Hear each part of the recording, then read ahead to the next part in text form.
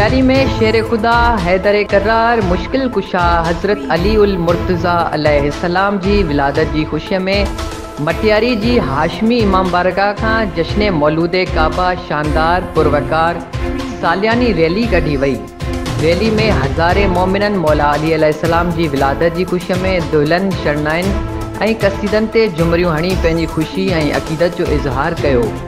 Rally Shiraz Iqbal ख़ासकेली, Fida Hussain ख़ासकेली, Akbar Ali ख़ासकेली ऐं ॿियनि पारां कढी वई, जॾहिं त रैली पंहिंजे मुक़ररु रस्तनि तां थींदे हाशमी इमाम बारगाह ते पहुती, जिते हज़रत अली उल मुर्तज़ा अलैहिस्सलाम जी सालगिरह जो केक पिणु काटियो वियो। उन मौक़े ते अॻवाणनि जो चवणु हो त इमाम अली अलैहिस्सलाम इस्लामी तारीख़ जी उहा चमकंदड़ हस्ती आहे जिन जो किरदारु हर एतबार जे हवाले सां निमाया रहियो आहे।